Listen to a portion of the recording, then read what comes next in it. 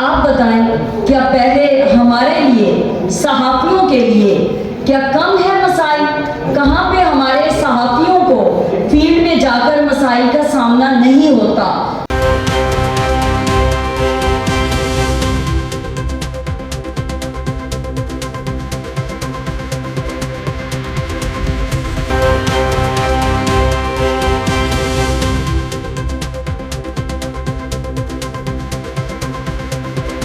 Secretary general Pakistan federal union of journalist, صدر فیصل آباد press club شاہد علی صاحب، صدر بار ایسوسی ایشن رائے سیف الرحمان بھٹی صاحب، نعیم دستگیر صاحب، مقبول لودھی صاحب، محترمہ ارم سلطانہ صاحبہ، خواجہ صاحب اور میاں صاحب، اور عبدالرزاق چشتی صاحب، اور اسلام آباد سے آئے ہوئے متحرک ساتھی حسن رضا صاحب۔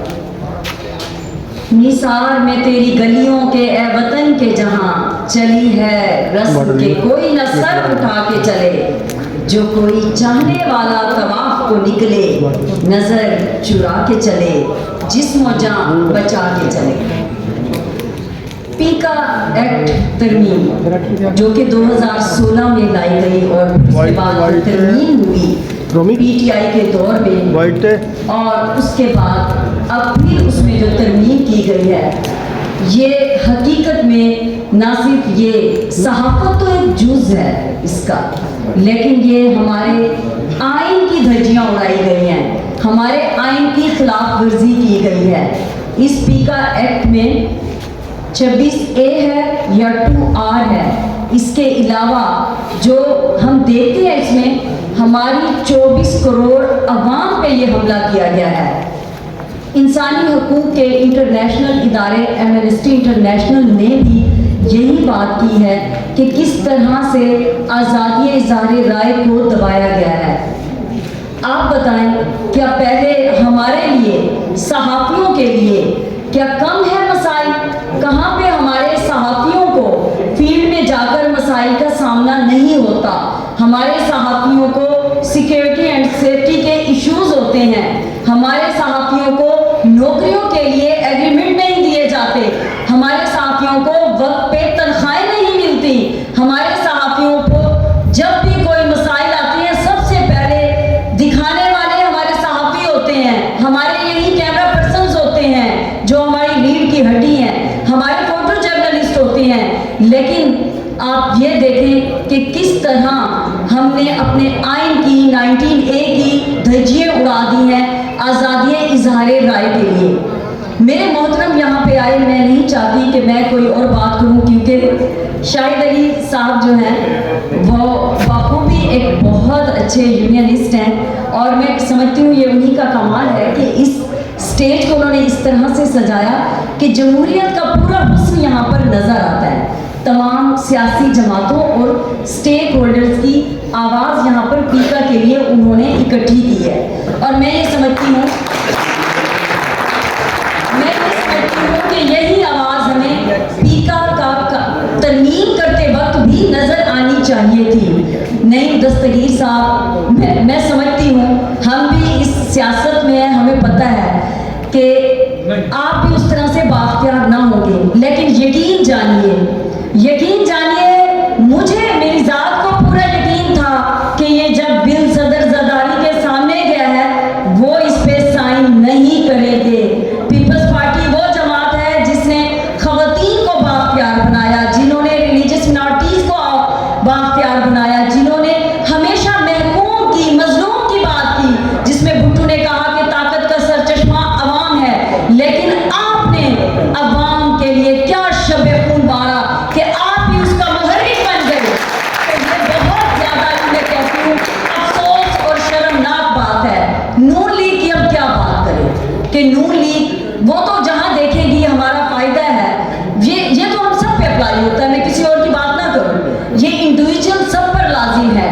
اور پی ٹی آئی کے لیے کیا کہیے کہ جب آپ پیکا ایکٹ میں ترمیم لے کے آئے تو سبحان اللہ، اور اب جب آپ حکومت میں نہیں ہیں تو پھر آپ بھی اس کو شرمناک کہہ رہے ہیں۔ تو میں یہ سمجھتی ہوں کہ یہ پیکا ایکٹ کیا، یہ کالے قوانین شروع سے ہیں، ایوب دور سے آپ دیکھیں देखें कि किस तरह से सहाफ़ियों को मारा गया। और लेकिन मैं ये समझती हूँ कि मौजूदा दौर में फाशिज्म की घिनौनी तरीन सूरत हाल बना दी गई। पीका ये नहीं है कि आप समझें कि सोशल मीडिया के लिए सिर्फ ये कदर लगाई गई है। पीका ये नहीं है कि आप समझेंगे कि कोई एक पोस्ट होगी।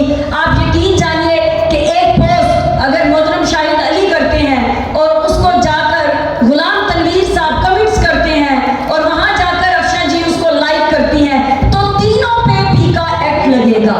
तो मुझे ये बताएं कि ये रियासत किस किस पे पीका एक्ट लगाएगी? रहीम या खान एक पे पीका एक्ट लगाया गया, लाहौर में लगाया गया। इस वक्त पूरी 24 करोड़ आवाम को आप कैसे संभालेंगे? सबसे पहले तो मैं समझती हूँ कि हमारा ये पूरा सिस्टम ही ऐसा है।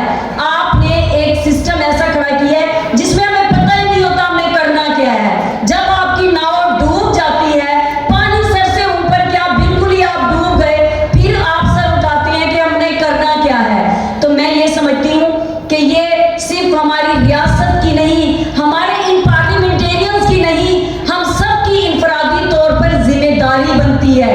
हम सब की ये रिस्पॉन्सिबिलिटी है कि हम यूनिटी में आए।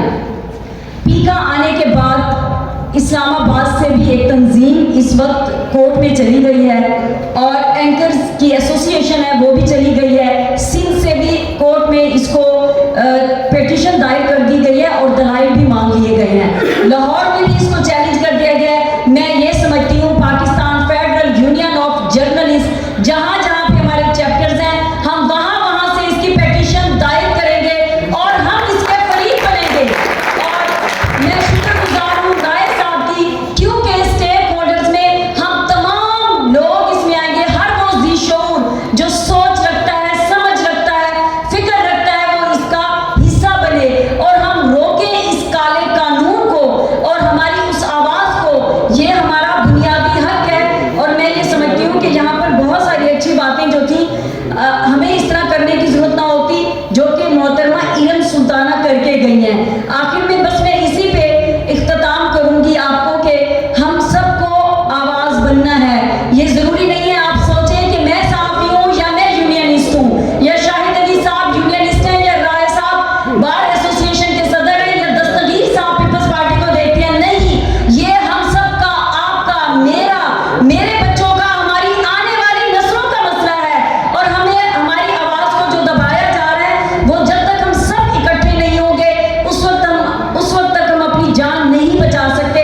और यकीन जानिए, मैं इस शेर के साथ इजाज़त चाहूँगी और आप इस पे गौर कीजिएगा। जमहूर की आवाज़ को दबाया नहीं करते, जमहूर की आवाज़ को दबाया नहीं करते, लोहे के चने हो तो चबाया